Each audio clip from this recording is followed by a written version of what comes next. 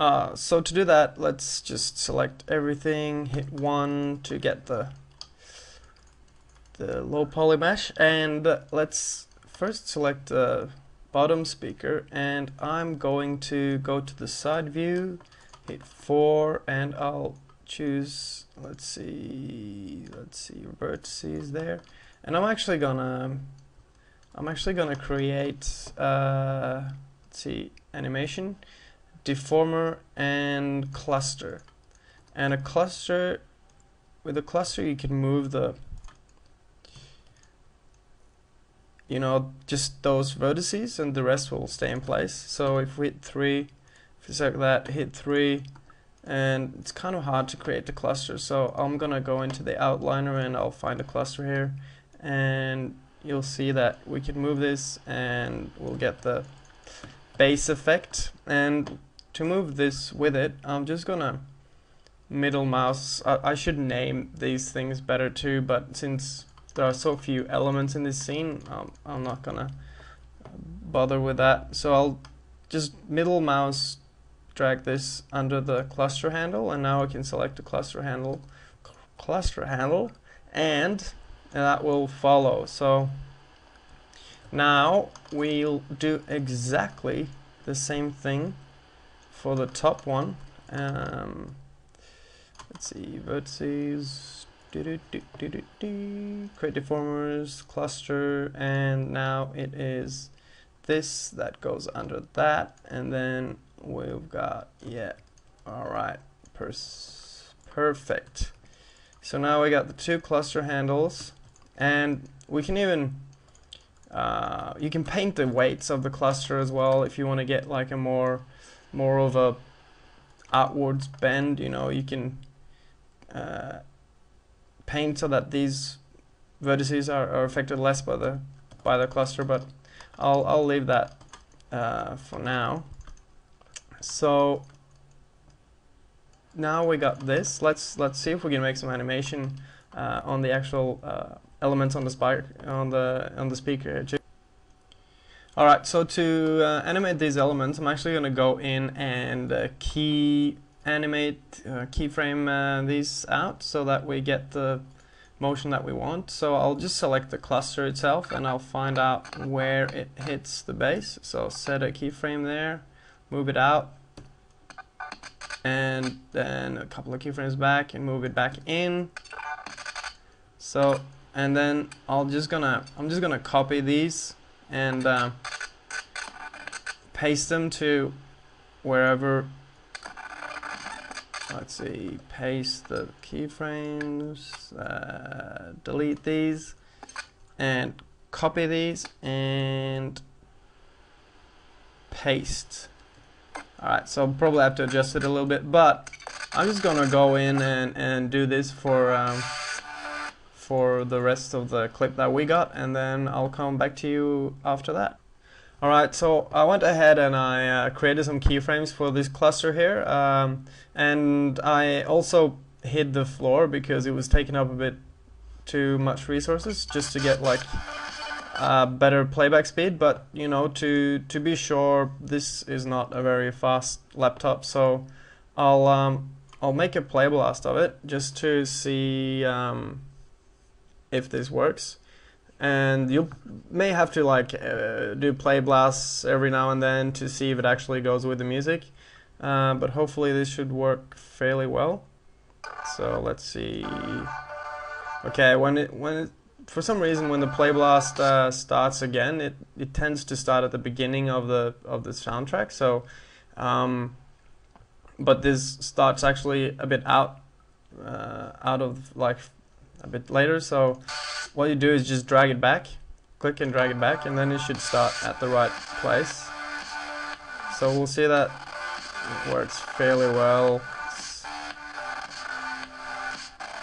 And we're not going to do the whole animation. I'll just stick to this for now, and then I'll go ahead and I'll do the same with the top cluster as well.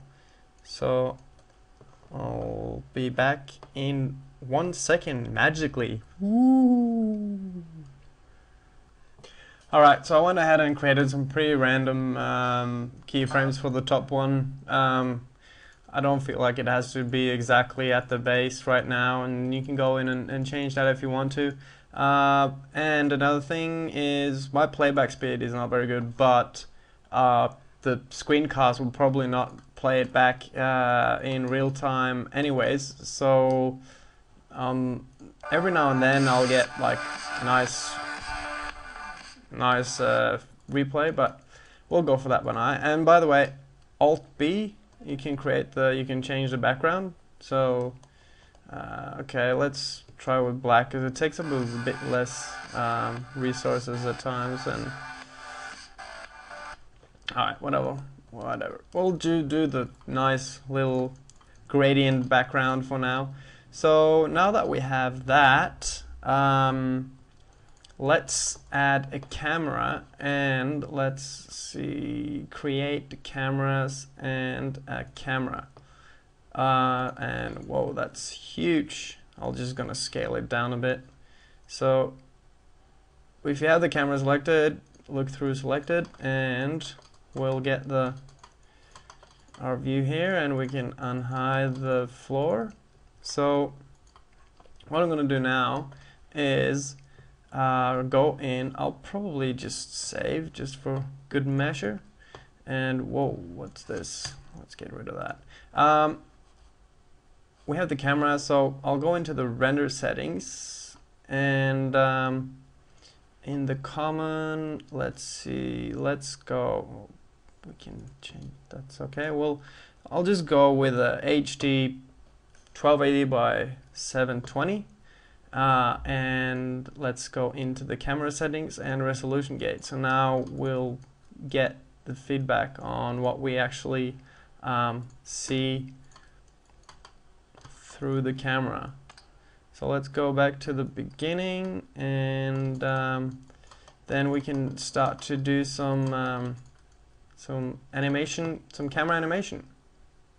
Alright, so now that we have that, let's go ahead and create a new camera. So create camera, and I think we'll scale it down a bit because right now that was huge. So go ahead and look through selected, and what I'll do is to go into the render settings, and in the common, let's change the preset to HD, so it's 1280 by 720.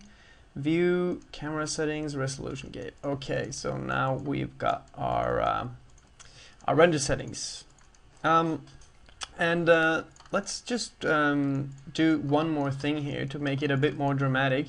Let's select the camera, and in the focal length here, you can see it's 35. If we change that to 20, we get like a wider angle lens, and you see how it creates this bit more dramatic look to the speaker and everything. So let's start to animate this. Let's go from frame 0, and let's find about a good position that it can be. Let's say here, set a keyframe, go until about that point there maybe.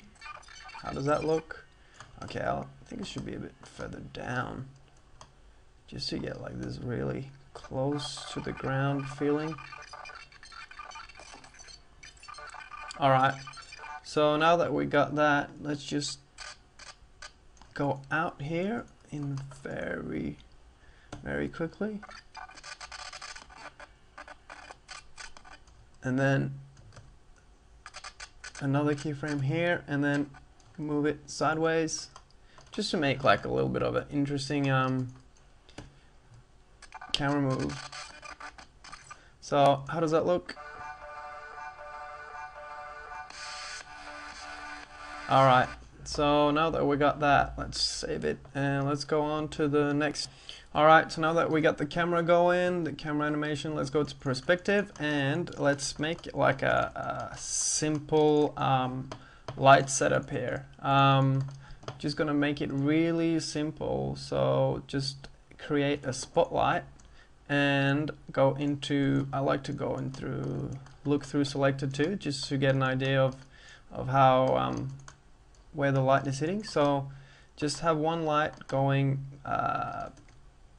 about there maybe, and might as well just, let's see, spotlight shape, intensity 1, can increase the cone angle a bit, and shadows, and we'll turn on shadows for this one, then let's see, we'll go to perspective view, I'll go to this and I'll Control D, and if you hit T, it keeps the focus point of the light at the same place, so you can move the light around, which is very handy at times. So I'll just move that opposite just to lighten up the shadow, and I'll turn off shadows on this one, and we'll set this to 0.6 maybe. So let's see how this looks real quick. Oops, that's a bit big. Alright, now this should render quite quick. Yeah, okay, so that's fine. We can, if you hit 3 when you got the geometry selected, it will actually render it as a subdivided surface too, so that's pretty cool. Now that we have that, I'm just gonna go in and let's see, in the render settings, I'm just gonna go, and this is a bit too big, so we'll do test resolution 50% and just have a look at that. Alright, so I'm pretty happy with that. Now let's add some textures, and first let's get some texture on this plane here. So Windows, rendering, and hypershade. So for the ground plane, I am going to just add a Lambert, and for the color I'll add a ramp, just really easy, and I add it to it, and then we can see how it looks here. Like, you can keep this ramp color too if you want to make it a bit more colorful and happy, but you know, just play around with it and see what you like. I'm going for like a very black and white look here, so I'll just quickly create some like white there, and maybe that one's black, and let's make another white one here, yeah, you can play around with this, you know, as you feel. I like this hard one. All right, so let's just say, okay, cool. That's good enough for now.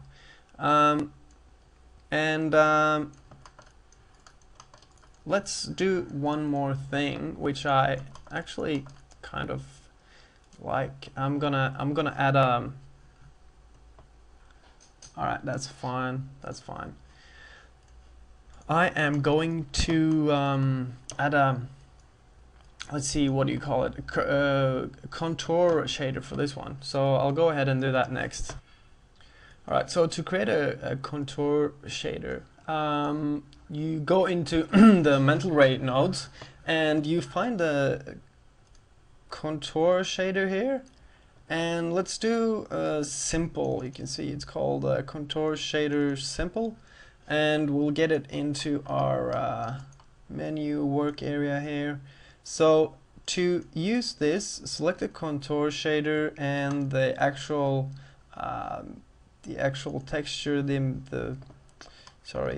material there, and because you need to access the shading group.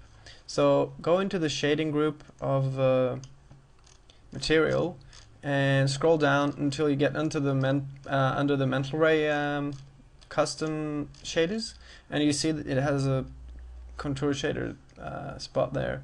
So then take the contour shader and drag it onto the contour shader node. So what we do now that we have it connected to the contour shader, now go into the render settings and go choose the features tab, And scroll down, and you'll see that you'll have a menu for the contours here. So enable contour rendering. I like to put the oversampling to something like 5, and then you can do like a filter to smooth it out a bit. And then you draw by property, and here you have different choices you can do around polyfaces and around silhouette. Let's first try around polyfaces, and let's do like a quick rendering of that. So as you can see, it will be actually added after the image has been rendered out. So now you see they're very thick, those contour lines. So to fix that, let's go back to our hypershade, go into the contour shader, and you see the width menu here, the width option. So let's try 0.1. I think maybe that'll be a bit too much too. So okay, let's go to like 0.06. Alright, now we got our image going here, and to brighten it up a bit more, I think it's a bit dark, so I'm gonna go into the actual material and ramp up the ambient. So that's like kind of a cheat to actually make it brighten up a bit. Alright, so let's see if we can use that. And now let's add some material to the actual speaker. Alright, now that we got that, let's make the last camera move where we pan across the top of the speaker, and that will happen at around, let's see,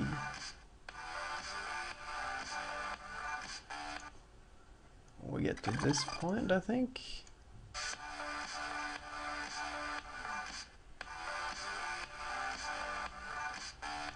Alright, so when we get to this point, let's see, 288, we'll just try and focus on that area, and we've got the camera selected, so set a keyframe there, and then when we get to that point, 289, I'm gonna go ahead and set another key here, and go into the perspective view, and have a look at this, and set that to -90 so that it points straight down. And actually we'll go ahead and put the tangent to flat, and then we'll just move across here till we get to this position. So set a key there and set the tangent to flat. So now we get the camera going from this position to here, and then moving across like that. Alright. Actually, we have to set, you can see how it moves here too, because the tangents are not set to flat. Then you can see if you go to Windows and Animation and Graph Editor and have that selected, you can see that it creates these curves here because of the tangents. So go ahead and select those and flatten those tangents too. So now it should stay still, and then we move across, and alright, so we'll go with that for now, and then we'll try to add some textures.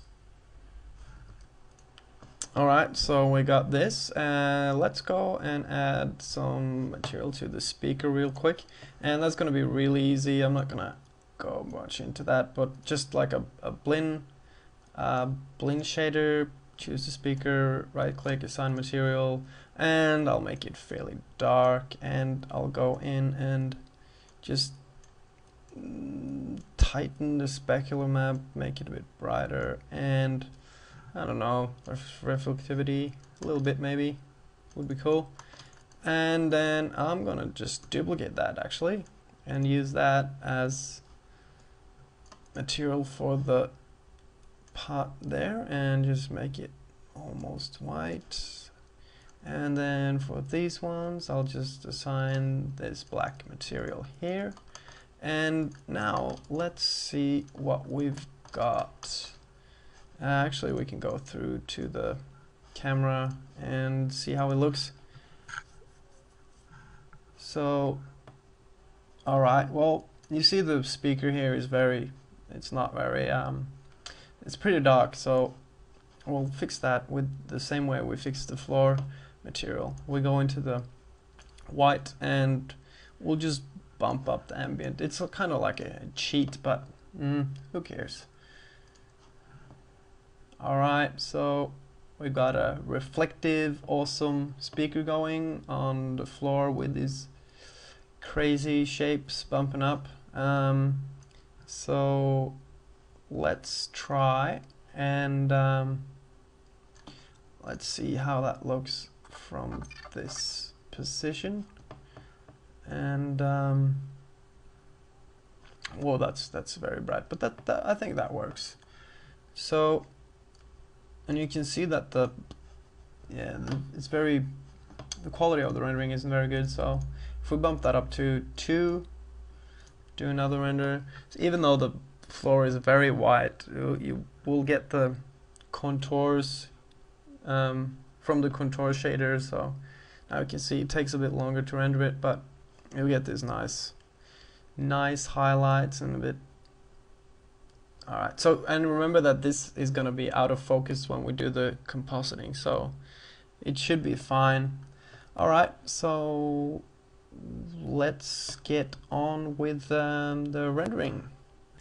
Okay, so to make a render of this, I'm just going to do one frame now, just to see how things are working and to show you how things are working as well. So first of all, I am going to do let's see, 720 by 405. I'm not going to do a full render here, and of course remember to set the camera to camera 1 and name it test frame.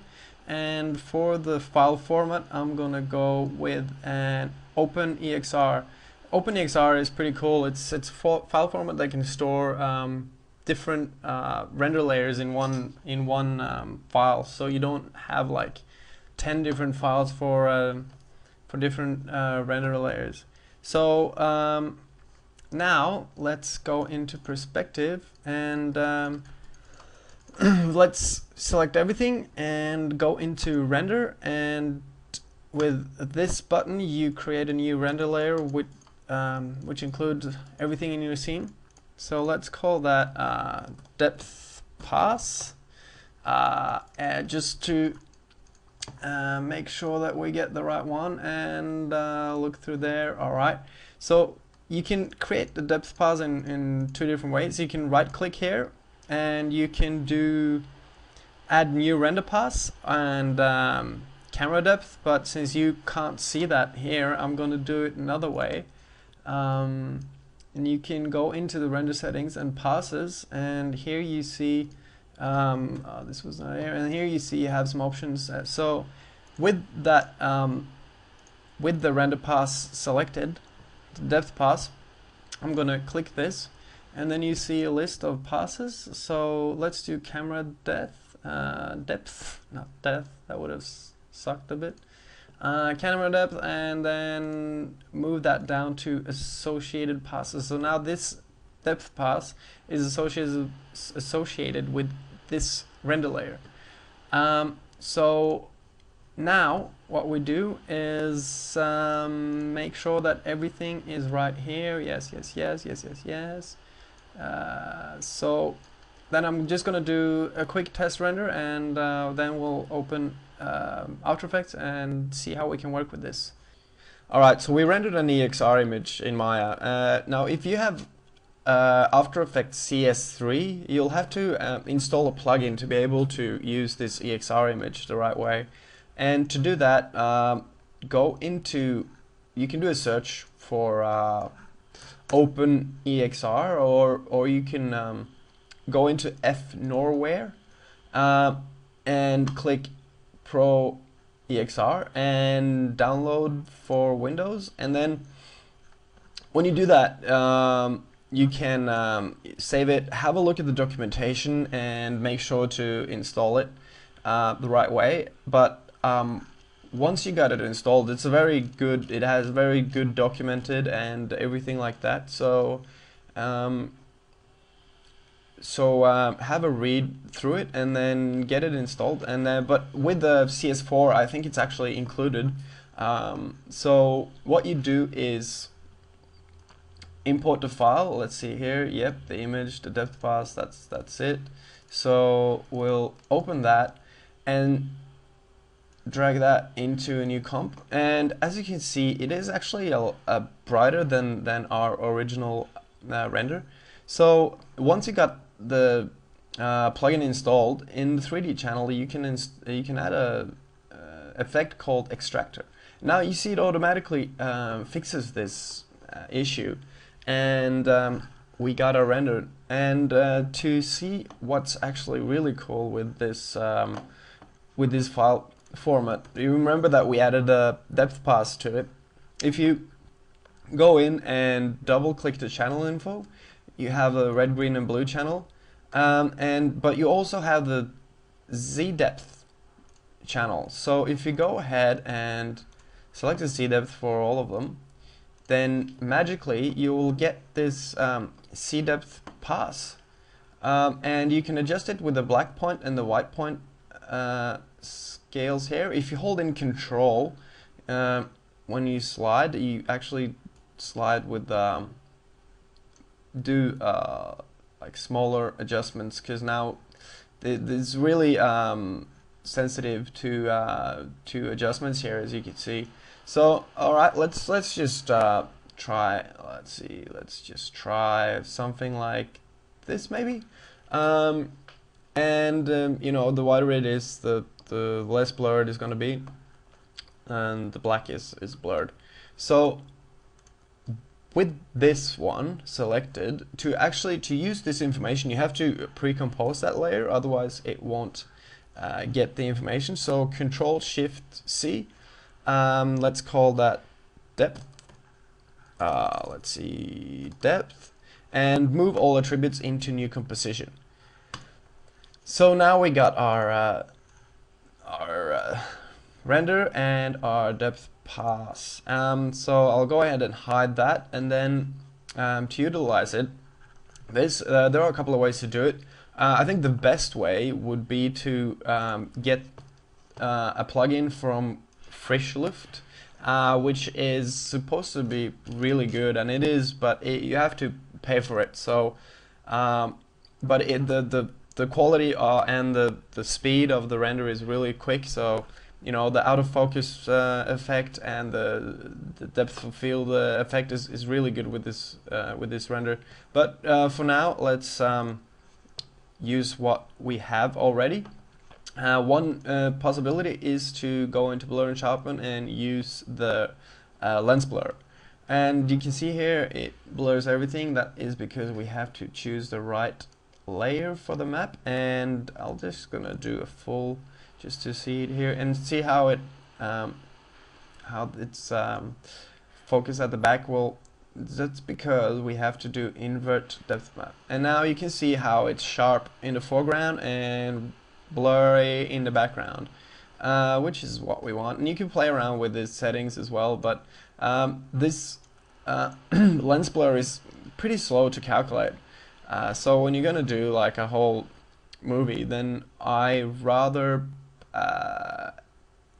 sacrifice the quality for another effect that is a lot quicker, and it works fine too. So let's see, blur and sharpen and compound blur. So this is another kind of blur that we can use if we choose our depth pass and invert blur, and that is a bit much, so let's take it down a bit. Okay, I like that. And another thing is that you can see that it stretches, it blurs the sides here. So you can scale it up like 2%, maybe even 1%, and you can go into the depth render as well, and you can still change the depth here and play around with that to see how that looks. And you can even, a thing I like to do is to lock this one, and let's see the depth there, and open that. If you lock this and open this in another one, and then drag that to the right, you get both of them, so you can actually, you get instant feedback on how this will, and lock this, so you get instant feedback on how it will actually affect your final render, which is kind of good. Let's see. Yeah, so you know, you see here how it changes, updates. All right.